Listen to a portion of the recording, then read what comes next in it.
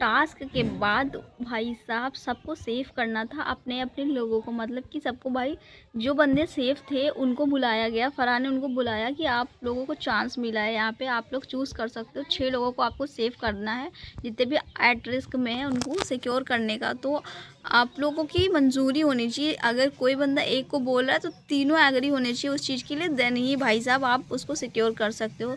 तो यहाँ पे भाई जो आकांक्षा होती है वो चूज़ करती है योगेश को, और दूसरा बंदा होता है वरुण। 2 बंदों को चूज़ करती है, और दूसरी तरफ जो शिवानी होती है वो चूज़ करती है हर्षद को और धीरज चोपड़ा को, और जो पमेला होती है वो चूज़ करती है आकांक्षा चमोली को।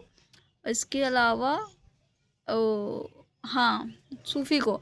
इन 6 बंदों को चूज़ करती है। उसके बाद ये होता है कि भाई यहाँ पे एक और वाइल्ड कार्ड एंट्री हुई है जिसको अभी चांस नहीं मिला है, बट इनको चलो एक चांस दे देते हो। तो लास्ट में उनसे पूछा जाता है कि जितने बंदे सिक्योर किए गए आप इनमें से एक को एट रिस्क कर सकते हो और इसमें से किसी और को चूज़ कर सकते हो। तो मुझे कहीं ना कहीं लग रहा था कि भाई वो श्रेया को करेगी, वो श्रेया को ही करने वाली थी, बट उस चीज़ के लिए बाकी लोग एग्री नहीं हुए। तो वहाँ उसने सुनीता को सिक्योर कर लिया वरुण की जगह पे। बोला कि वरुण को तो करना ही नहीं चाहिए था। भाई वरुण वरुण को कुछ नहीं करना चाहिए, तुम्हें क्या करना चाहिए? तो तुम वहाँ पे कर क्या रही हो?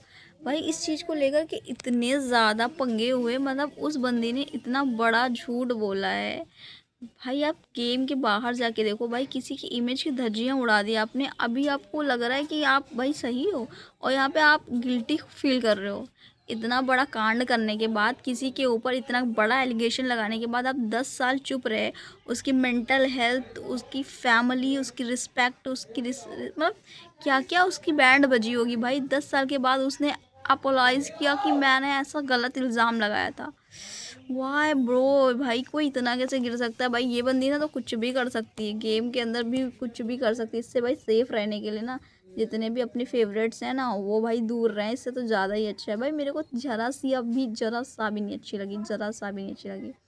जब आकांक्षा वहाँ पे आती है, जब वो पैसा पूरा वेस्ट कर देती खाने पे, तब भाई राम कपूर बाकी घर वाले सारे के सारे बंदे उसके ऊपर चढ़ने लगते हैं। तब भाई उसके पास कोई रास्ता नहीं रह जाता। तब वो बोलती है कि अगर आपको सब लोगों को चढ़ना है मेरे ऊपर, एक साथ में आप लोगों को बागीपन करना है, मेरे खिलाफ जाना है, तो ठीक है भाई। आपको लगता है ना मैंने सारा कुछ किया है, तो भाई आप ठीक है, आप कर लो जो करना है आपको।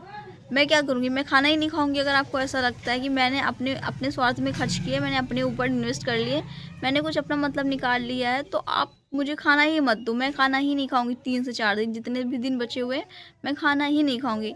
यहाँ पे गलती साफ साफ श्रेया की थी। श्रेया आ करके उसको भाई इतना ज़्यादा सुनाती है, इतना बोलती है कि तुम लोगों ने अपना वो कर लिया, मतलब उसको सेफ नहीं किया गया। सबसे ज़्यादा उसको खलन ये मच रही थी, ठीक है। और जब उसको बंदे सेफ कर रहे थे सारे लोग अंदर, तब वो बोल रही थी कि भाई मेरे को ना इस वीक सेफ कर लो ना, ताकि मुझे कुछ बवाल ना करना पड़े।